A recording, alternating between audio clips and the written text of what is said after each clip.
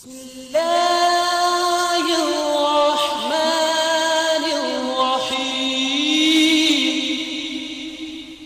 പറയാം, ഈ കുട്ടികൾ അൽഹംദുലില്ലാഹ് അല്ലാഹു തആല നമ്മുടെ കുട്ടികൾക്കൊക്കെ ബർക്കത്ത് ചെയ്യട്ടെ.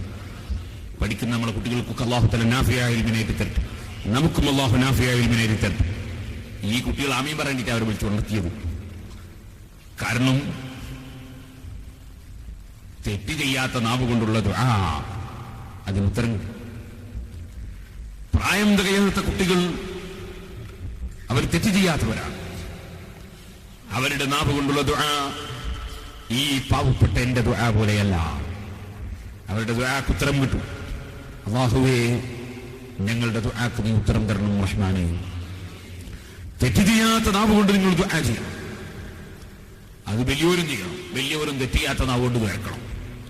വലിയവരെങ്ങനെ തെറ്റിയാത്ത നാവ് കൊണ്ട് കേൾക്കുക? ഒറ്റ തെറ്റും ചെയ്യാത്ത നാവ് ഉണ്ടാവുമോ? അതിന് പണിയുണ്ട്. എന്താ പണി? എനിക്ക് വേണ്ടി നിങ്ങളൊക്കെ ദ്വാർക്കുക. നിങ്ങളെ നാവ് കൊണ്ട് ഞാൻ തെറ്റിയിട്ടില്ലല്ലോ. നിങ്ങളെ നാവ് കൊണ്ട് ഞാൻ തെറ്റിയിട്ടില്ല. അപ്പൊ എനിക്ക് വേണ്ടി നിങ്ങളൊക്കെ ദ്വാർക്കുക. അപ്പൊ തെറ്റിയാത്ത നാവ് കൊണ്ട് കയറുന്നു. കാരണം നിങ്ങളെ നാവ് കൊണ്ട് ഞാൻ തെറ്റിയിട്ടില്ല. നിങ്ങൾക്ക് വേണ്ടി ഞാൻ ദുആ ചെയ്യുന്നു. അപ്പോൾ എന്റെ നാവ് കൊണ്ട് നിങ്ങളും തെറ്റിയിട്ടില്ല. അപ്പൊ നമ്മളെല്ലാവരും അങ്ങോട്ടും ഇങ്ങോട്ടും പരസ്പരം ദ്വാരുന്നാൽ എന്തായി? തെറ്റിയാത്ത നാവ് കൊണ്ട് ദ്വാരക്കലായി. മനസ്സിലായില്ലേ? പറഞ്ഞു മനസ്സിലായില്ലേ? തെറ്റിയാത്ത നാവ് കൊണ്ടുള്ള ദുആ. മുഅ്മിനീങ്ങൾ പരസ്പരം ദുആ. അതിന്റെ പുറമെ പ്രായം തികയാത്ത ചെറിയ മക്കളുടെ ദുആ. തെറ്റ് ചെയ്യാത്ത നാവുകളെ കൊണ്ടുള്ള ദുആ. ആ ദുആക്ക് ഉത്തരം ലഭിക്കും. അല്ലാഹുവേ, സാധുക്കളായ ഞങ്ങളുടെ ദുആക്ക് നീ ഉത്തരം തരണം റഹ്മാനേ. എന്റെ ചെറിയ മക്കൾക്ക് വേണ്ടി ഞാനൊരു ചെറിയ ചരിത്രം പറയുന്നു. നിങ്ങൾ നന്നായി ഉത്സാഹിച്ച് പഠിക്കണം. അല്ലാഹു ബർക്കത്ത് ചെയ്യട്ടെ. നന്നായി ഉത്സാഹിച്ച് പഠിക്കണം. കളിക്കരുത്, ചിരിക്കരുത്, സമയം നഷ്ടപ്പെടുത്തരുത്. സമയത്തിന്റെ വില നല്ല ബോധം നമുക്കുണ്ടാകണം. ചില കുട്ടികൾ പറയും, ഉസ്താദെ പഠിച്ചിട്ടൊന്നും തലേ കയറുന്നില്ല, പഠിച്ചിട്ടൊന്നും തിരിയുന്നില്ല. അവൻ നേരെ 10 ഇരട്ടി പഠിക്കണം. സാധാരണ വേഗം മനസ്സിലാകുന്നവൻ പഠിക്കുന്നതിന്റെ 10 ഇരട്ടി പഠിക്കണം. മനസ്സിലാകാത്തവൻ എന്നാലേ അവൻ മനസ്സിലാവുള്ളൂ. അങ്ങനെയല്ലേ വേണ്ടത്? നിങ്ങൾ കണ്ടില്ലേ, വയസ്സായ ചില ആളുകൾ അവർ ഈ അടക്കയും വെത്തിലയും ഒക്കെ തിന്നുന്നവരുണ്ട്. ആ അടക്കയും വെത്തിലയും ഒക്കെ നേരത്തെ ഇങ്ങനെ തിന്നു വന്നതാണ്. ഇപ്പൊ നോക്കുമ്പോ പല്ല് കഴിഞ്ഞുപോയി. പല്ല് കഴിഞ്ഞു പോയപ്പോ എന്ത് ചെയ്തു? അടക്ക ഇങ്ങനെ ഇടിച്ചിട്ട് തിന്നാണ്. എന്താ കാരണം? അയാൾക്കിപ്പോൾ പല്ലിന് ശക്തിയില്ല. അപ്പൊ ഇടിച്ചിട്ട് തിന്നണം. ഇതുപോലെ സഹോദരന്മാരെ, ഒരു കാര്യം പെട്ടെന്ന് ചെയ്യാൻ സാധിക്കാത്തവൻ കുറെ കൂടുതൽ ചെയ്യണം. പെട്ടെന്ന് ചെയ്യാൻ കഴിയാത്തവൻ കൂടുതൽ സമയം മെനക്കെട്ട് ചെയ്യണം. അപ്പൊ ഒറ്റ മിനിറ്റ് കൊണ്ട് പഠിച്ചാൽ, 10 മിനിറ്റ് കൊണ്ട് പഠിച്ചാൽ മനസ്സിലാകുന്ന കുട്ടി 10 മിനിറ്റ് പഠിച്ചാൽ മതിയെങ്കിൽ, അതേ സമയത്ത് 1 മണിക്കൂർ കൊണ്ട് മാത്രം മനഃപ്പാഠമാകുന്ന കുട്ടി പാഠം 1 മണിക്കൂർ പഠിക്കണം. അപ്പൊ രണ്ടാളും തുല്യമായി. 1 മണിക്കൂർ പഠിച്ച കുട്ടിയും 10 മണിക്കൂർ പഠിച്ച കുട്ടിയും തുല്യമായി. അപ്പൊ അവനവന്റെ ന്യൂനത പരിഹരിക്കേണ്ടത് അധ്വാനത്തിലൂടെയാണ്. എനിക്ക് മനസ്സിലാകുന്നില്ല എന്ന് പറഞ്ഞ് കിതാബ് കൂട്ടിവെക്കലല്ല. കേട്ടിട്ടില്ലേ നിങ്ങൾ ബഹുമാനപ്പെട്ട സഅദുദ്ദീൻ തഫ്താസാനി റഹിമഹുല്ലാഹ് ഇപ്പോൾ ബിരുദമെടുത്തിറങ്ങുന്ന നമ്മുടെ മുതഅല്ലിമീങ്ങളില്ലേ, ആ മുതഅല്ലിമീങ്ങൾ ഓതിപ്പടിച്ച കിതാബുകളിൽ വലിയ കടുപ്പമുള്ള കിതാബുകൾ ഏകദേശവും സഅദുദ്ദീൻ തഫ്താസാനി റളിയല്ലാഹു അൻഹു എഴുതിയതാണ്. ആ മഹാനായ സഅദുദ്ദീൻ തഫ്താസാനി മുതഅല്ലിമായി ഓതിപ്പടിക്കുന്ന കാലത്ത് തലയിലൊന്നും കയറാത്ത, ബുദ്ധി വളരെ കുറഞ്ഞിട്ട് മണ്ടയിലൊന്നും നിൽക്കാത്ത, പറഞ്ഞാലൊന്നും മനസ്സിലാകാത്തൊരു മുതഅല്ലിമായിരുന്നു. എന്ത് പറഞ്ഞാലും മനസ്സിലാകാത്തൊരു മുതഅല്ലിമ്. പക്ഷേ മഹാനവറുകളുടെ ശൈലി എന്താണ്? പരിപാടി എന്താണ്? ഒരൊറ്റ മിനിറ്റും നഷ്ടപ്പെടുത്താതെ പഠനം തന്നെ, പഠനം തന്നെ, പഠനം തന്നെ. ഒരു സമയവും വെറുതെ പോക്കാതെ പഠനം തന്നെ. അസറിന്റെ ശേഷം കുട്ടികളൊക്കെ നടക്കാൻ പോയി. സഅദ് നടക്കാൻ പോകുന്നില്ല. സഅദ് കിതാബും വെച്ച് പഠനം തന്നെയാണ്. അസറിന്റെ ശേഷവും പഠനം, എപ്പോഴും പഠനം. കാരണം പഠിച്ചിട്ട് തലേ കയറുന്നില്ല. എല്ലാവരും പഠിക്കും പോലെ പഠിച്ചാൽ പോരാ, കൂടുതൽ പഠിക്കണം. അങ്ങനെ മെനക്കെട്ട് പഠിക്കുമ്പോൾ ഒരു ദിവസം അസർ നിസ്കാരം ഒക്കെ കഴിഞ്ഞ് വൈകുന്നേരം എല്ലാവരും നടക്കാൻ പോയി. സഅദ് ഇങ്ങനെ പാടാക്കുകയാണ്. ആ സമയത്ത് ഒരാൾ വന്ന് വിളിക്കുന്നു, സഅദേ വാ, ഇറങ്ങി വാ. സഅദ് എന്ത് പറഞ്ഞു? സഅദ് പറഞ്ഞു, മാലി വലി സൈരി, ഞാൻ നടന്നിട്ട് എന്തിന് നടക്കാന്? എന്നെ നീ വാ, നമുക്കൊരു ചെറിയ ടൂറ് പോകാമല്ലോ, ഒരു യാത്ര പോകാമല്ലോ. സഅദിന്റെ മറുപടി ഇല്ല ഇല്ല, അല്ലെങ്കിൽ തന്നെ പഠിച്ചിട്ട് മനസ്സിലാകുന്നില്ല, പിന്നെ ഞാൻ കിതാബും കൂട്ടി വെച്ചിട്ട് ടൂറിന് പോയാൽ പിന്നെ എങ്ങനെ മനസ്സിലാകാനാണ്? പഠിച്ചാ തീരെ മനസ്സിലാകാത്ത കുട്ടികൾ വെള്ളിയാഴ്ച പോലും നാട്ടിൽ പോകരുത്, മാസത്തിൽ ഒരിക്കലും പോകരുത്, ഉള്ള സമയം തീർത്തും പഠിക്കണം. നേരെ മറിച്ച് പഠിച്ചാ മനസ്സിലാകുന്ന കുട്ടികളാണ് കൂടുതൽ ഹാജർ കാണുന്നത്. പഠിച്ചാ മനസ്സിലാകാത്ത കുട്ടികളോ അവർ ഹാജറും കുറവാണ്. ഏത് കോളേജിൽ പോയി പരിശോധിച്ചാലും അങ്ങനെയാ ഉണ്ടാവുക. കാരണം ലദ്ദത്ത് കിട്ടിയില്ല, രസം കിട്ടിയില്ല, ഇൽമിന്റെ രസം കിട്ടിയില്ല. ശരിയായ രസം കിട്ടിയിട്ടുണ്ടെങ്കിൽ ഇൽമിന്റെ മുന്നിൽ നിന്ന് പോകാൻ സാധ്യമല്ല. ഇൽമിനെ പ്രിയം വെച്ചവൻ അതിനേക്കാൾ മുന്തിയ മറ്റൊന്ന് കണ്ടെത്താൻ സാധ്യമല്ല.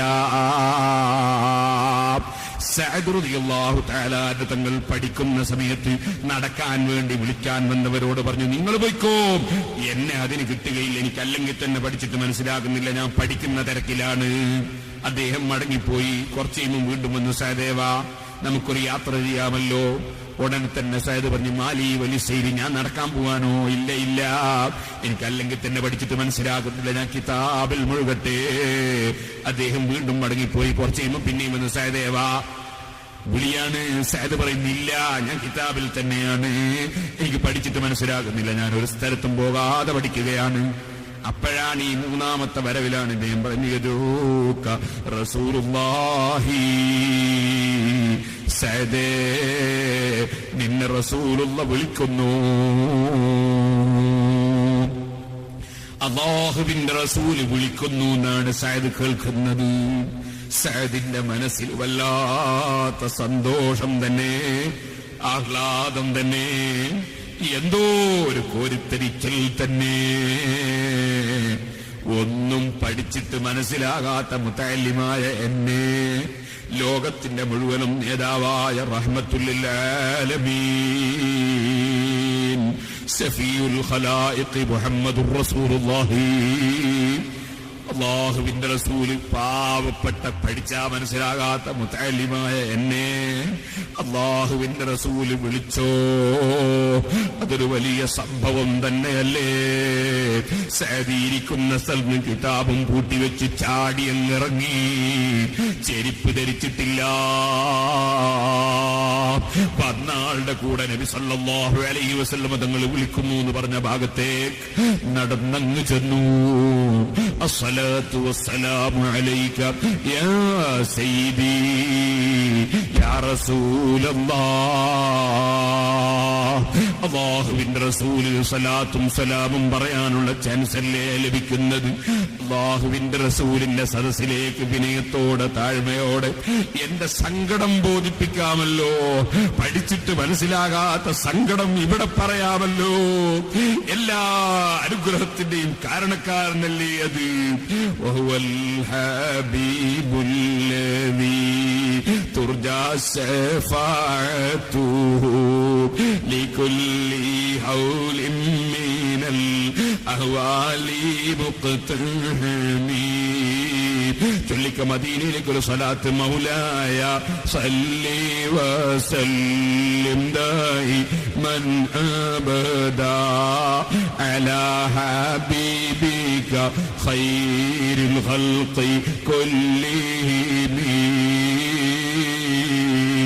മദീനയിൽ അല്ലാഹുവിന്റെ റസൂലിനെ മറവ് ചെയ്യപ്പെട്ട റൂം, ആ പടുകൂറ്റൻ ജാറത്തിന്റെ പിന്നിൽ ഫാത്തിമ റളിയല്ലാഹു അൻഹയുടെ പേരിൽ ഹുജ്റത്ത് ഫാത്തിമ എന്നൊരു റൂമില്ലേ, ആ റൂമിനൊരു നല്ല ഡോറില്ലേ, ആ ഡോറിനൊരു പിത്തളയുടെ വട്ടക്കണ്ണിയില്ലേ, ആ വട്ടക്കണ്ണിയുടെ മേലെ ഈ പദ്യം കൊത്തിവെച്ചിട്ടില്ലേ, വഹുവൽ ഹബീബുല്ലദീ തുർജാ ശഫാഅതുഹു ലികുല്ലി ഹൗലിൻ മിനൽ അഹ്വാലി മുഖ്തഹമീ.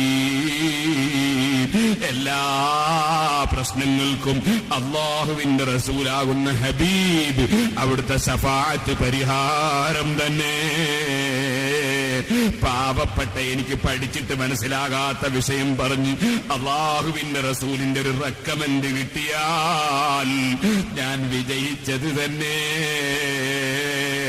സഅദാകുന്ന മുതഅല്ലിമു സമീപത്തേക്ക് ചെന്നപ്പോൾ സഅദേ, നിന്നെ വിളിക്കാൻ ഞാൻ ആളെ അയച്ചിട്ട് നീ വന്നില്ലല്ലോ, വീണ്ടും പറഞ്ഞയച്ചിട്ട് പിന്നെയും വന്നില്ലല്ലോ, 3 പ്രാവശ്യം അയച്ചിട്ടല്ലേ നീ വന്നത് എന്ന് ചോദിക്കുമ്പോ സഅദിന്റെ മറുപടി, നബിയേ, അതാ വന്ന ആള് ആദ്യത്തെ വരവിൽ തങ്ങൾ വിളിക്കുന്ന വിവരം പറഞ്ഞില്ല, 2ാമത്തെ വരവിലും തങ്ങൾ വിളിക്കുന്ന വിവരം പറഞ്ഞില്ല, 3ാമത്തെ വരവിലും ആദ്യം അത് പറഞ്ഞില്ല. നബിയേ, ഞാൻ ഇൽമു പഠിക്കുന്ന തിരക്കിൽ എനിക്ക് പഠിച്ചിട്ട് മനസ്സിലാകാത്ത പാവപ്പെട്ട ഞാൻ ഇൽമു പഠിക്കുന്നതും വിട്ട് നടക്കാൻ വിളിച്ചാൽ എനിക്ക് ഇൽമിനോടുള്ള പ്രിയം കൊണ്ട് പോകാൻ തോന്നിയില്ല. നടക്കാൻ വിളിച്ചപ്പോ ഞാൻ പോയില്ല. ഇൽമു കിട്ടണമെന്ന ആശ കൊണ്ടാണ് നബിയേ. പഠിച്ചിട്ട് മനസ്സിലാകാത്ത സങ്കടം അങ്ങയോട് ബോധിപ്പിക്കട്ടെയോ നബിയേ. ഞാൻ അവിടുന്ന് വിളിക്കുന്നു എന്ന വിവരം കേട്ടപ്പോൾ, എല്ലാ അനുഗ്രഹത്തിന്റെയും കാരണക്കാരനായ അവിടുന്ന് വിളിക്കുന്നു എന്ന വിവരം കേട്ടപ്പോൾ, ഞാൻ എന്റെ ചെരുപ്പ് പോലും എടുക്കാതെ അങ്ങയുടെ മുന്നിലേക്ക് താഴ്മയോടെ വന്നതാണ് നബിയേ. സങ്കടത്തോടെ പറഞ്ഞപ്പോ, നിന്റെ തൊള്ള തുറക്ക് സൈദേ, വേദം നീലമ്പി പറവാൻ മടിച്ചാരെ, വേദാംബർ അവർ വായിൽ തുപ്പിക്കൊടുത്തോവർ. ഔലിയാക്കളിൽ പലർക്കും കിട്ടുന്ന ബർക്കത്താണ്. സഅദ് റളിയല്ലാഹു എല്ലാവരോടും പറയുന്നു, തൊള്ള തുറക്കു സഅദേ.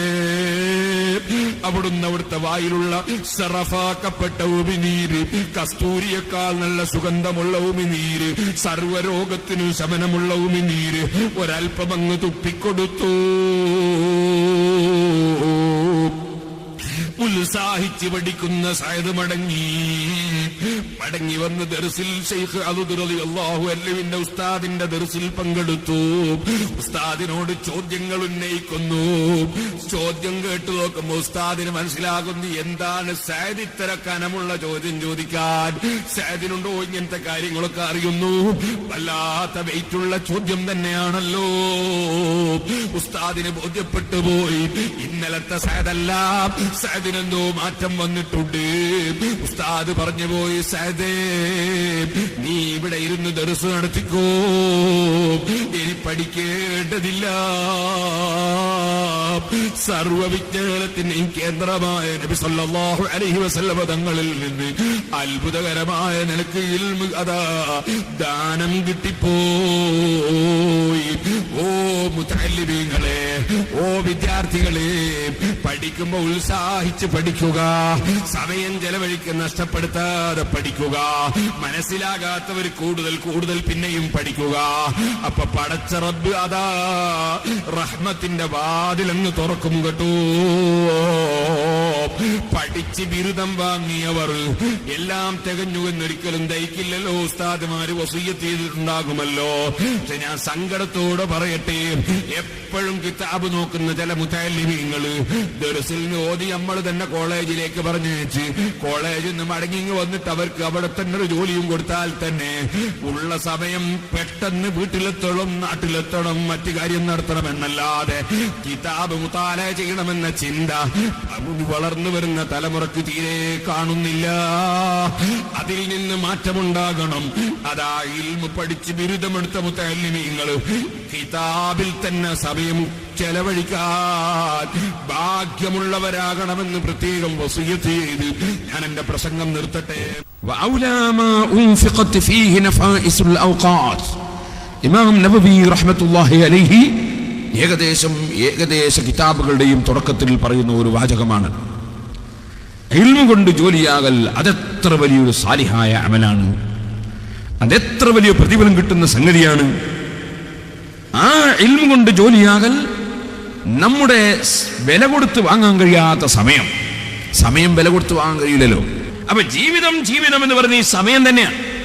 ഈ സമയത്തിന്റെ മഹത്വം, സമയത്തിന്റെ വില അതിനെ സംബന്ധിച്ച് പ്രത്യേകിച്ചും വിദ്യാർത്ഥികൾക്ക് നല്ല ബോധം വേണം.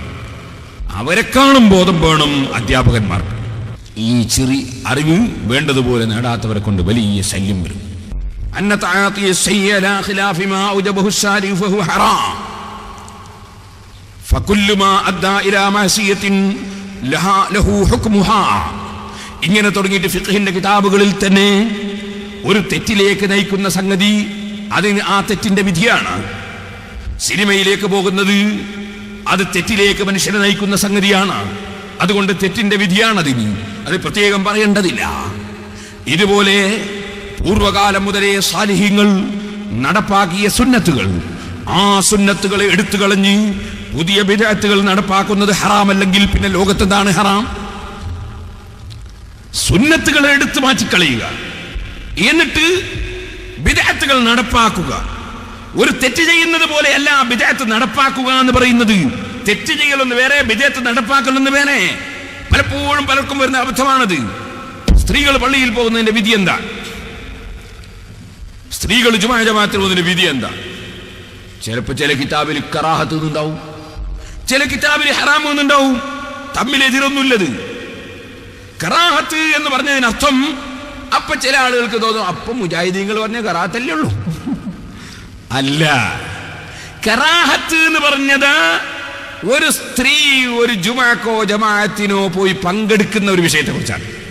ഹറാം എന്ന് പറഞ്ഞതിനെ കുറിച്ചാണ്.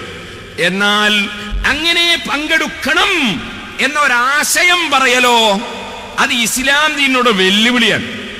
അല്ലാഹുവിന്റെ റസൂല് പഠിപ്പിക്കുന്നു വബുയൂതുഹുന്ന ഖൈറുൽ ലഹുന്ന, സ്ത്രീകൾക്ക് നിസ്കരിക്കാൻ വീടാണ് ഖൈറ്. ആ ഇസ്ലാമിന്റെ ആശയത്തെ നേരെ തകിടം മറിച്ചിട്ട് അല്ല പള്ളിയാണ് ഖൈറ് എന്നൊരു പുതിയ മതം സ്ഥാപിക്കുകയാണ്. ആ പുതിയ മതം സ്ഥാപിക്കുന്നത് കറാഹത്തല്ല, ഹറാമാണെന്ന് പറഞ്ഞാൽ പോരാ. വാസ്തവത്തിൽ അത് കുഫറിലേക്ക് എത്തിച്ചേരാൻ കാരണമാകുന്ന വിഷയമാണ്. പടച്ച റബ്ബിന്റെ ദീനിനെ നേരെ തിരിച്ച് മറിച്ച് ദീനങ്ങ് നശിപ്പിച്ചു കളയുകയാണ്. അപ്പൊ അവിടെ കറാഹത്ത് എന്നല്ലേ ഫതുൽ മുഅല്ലിം പറഞ്ഞത്, അല്ലെങ്കിൽ തുഹ്ഫയിൽ പറഞ്ഞത് എന്ന് ചിന്തിക്കുന്നത് ഫിഖ്ഹിനെ കുറിച്ച് വിവരമില്ലാത്തത് കൊണ്ടാണ്. അപ്പൊ ഓരോ വിഷയത്തെ സംബന്ധിച്ചും എന്താണ് ഫിഖ്ഹ്, ഫിഖ്ഹിന്റെ നിയമം എന്താണ്, ഫിഖ്ഹിന്റെ വിഷയം എന്താണ്, ഫിഖ്ഹിന്റെ ശൈലി എന്താണ്? അല്ലാഹു തആല ഇന്നല്ലാഹ തയ്യിബുൻ ലാ യഖ്ബലു ഇല്ലാ തയ്യിബാ. അല്ലാഹ് നല്ലവനാണ്, നല്ലതല്ലാതെ അല്ലാഹ് ഖബൂൽ ചെയ്യുകയില്ല.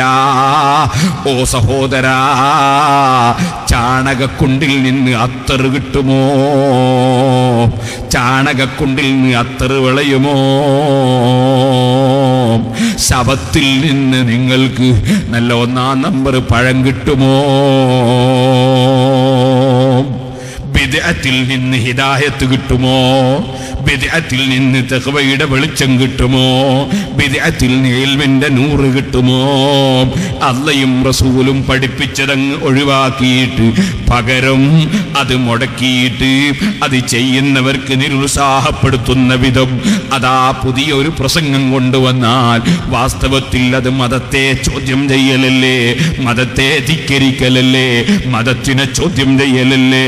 പക്ഷെ ഈ ജാഹിലായ മുസ്ലിയാർക്ക് ഇത് മനസ്സിലാകുന്നില്ല. ഉപയോഗിക്കുന്നത് ഹറാമാണ് എന്നതിന് ഫിഖ്ഹിന്റെ കിതാബിൽ തെളിവ് കൊണ്ടുവരാമോ?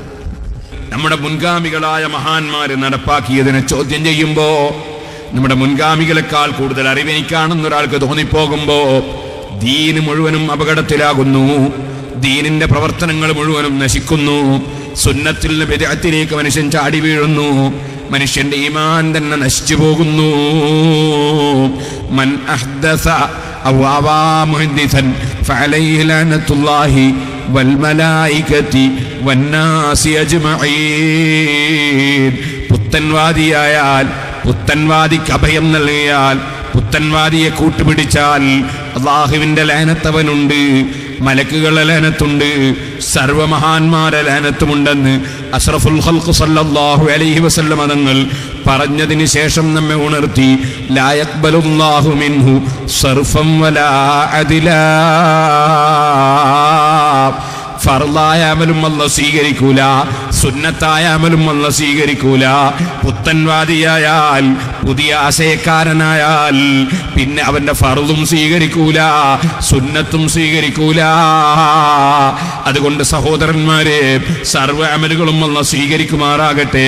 അമല് സ്വീകരിക്കണമെങ്കിൽ സുന്നത്ത് ജമാഅത്ത് മുറുകെ പിടിച്ച് ജീവിക്കണം. ആ സുന്നത്ത് ജമാഅത്ത് ഇവിടെ നിലനിൽക്കാൻ പ്രഗത്ഭരായ ആലിമീങ്ങൾ വളർന്നു വരണം.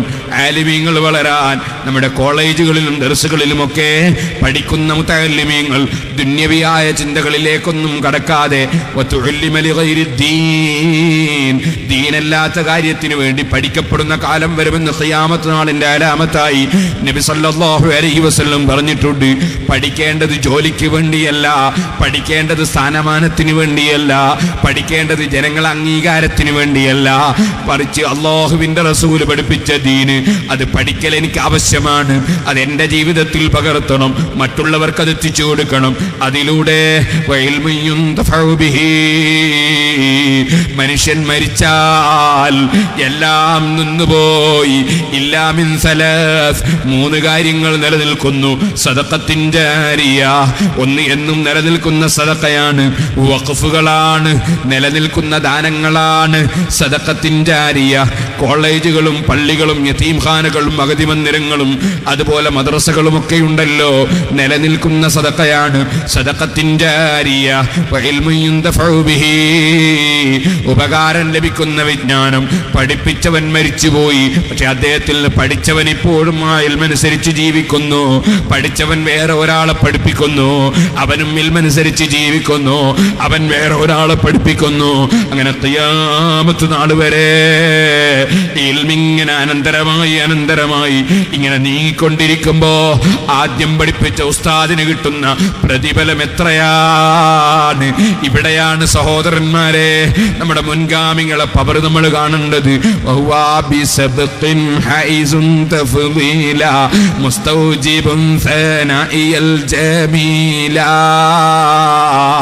സുന്നത്ത് ജമാഅത്ത് പഠിപ്പിക്കാൻ വേണ്ടി ബഹുമാനപ്പെട്ട ഇബ്നു മാലിക് റഹ്മത്തുള്ളാഹി അലൈഹി അൽഫിയുടെ തുടക്കത്തിൽ തന്നെ അതാ ബറക്കത്തിന് വേണ്ടിയുള്ള ഹംദും മറ്റുമൊക്കെ പറഞ്ഞതിന് ശേഷം മുൻഗാമികളായ ആളുകളെ അവരെ ബഹുമാനിക്കൽ നിർബന്ധമാണ്, അവരെ ബഹുമാനം പറയൽ ആവശ്യമാണ് എന്നിങ്ങനെ പറഞ്ഞിട്ട് എത്ര വലിയവനായാലും മുൻഗാമിയുടെ ബഹുമാനം തന്നെ.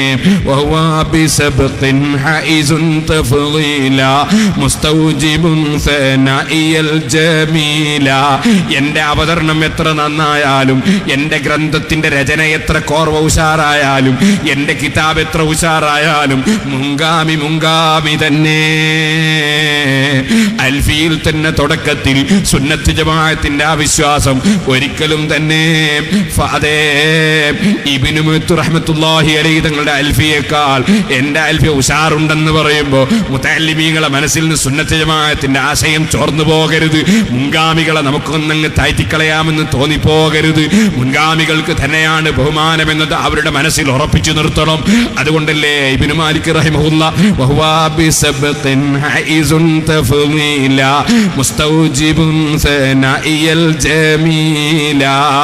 മുൻഗാമിയായ മഹാൻ തന്നെ ഇബ്നു മുത്ത്, വലിയ മഹാൻ തന്നെ, അവരെ പുകഴ്ത്തി പറയൽ എനിക്ക് നിർബന്ധം തന്നെ. എവിടെയും മുൻഗാമികളെ ആദരിച്ച്, മുൻഗാമികളെ പിന്തുടർന്ന്, മുൻഗാമികളെ ആദരിച്ച്, അവരെ മഹത്വം പറഞ്ഞ്, അവരെ സ്നേഹിച്ച് ജീവിച്ച് മരിക്കണം. ഞാൻ എൻ്റെ വാക്കുകൾ നിർത്തട്ടെ.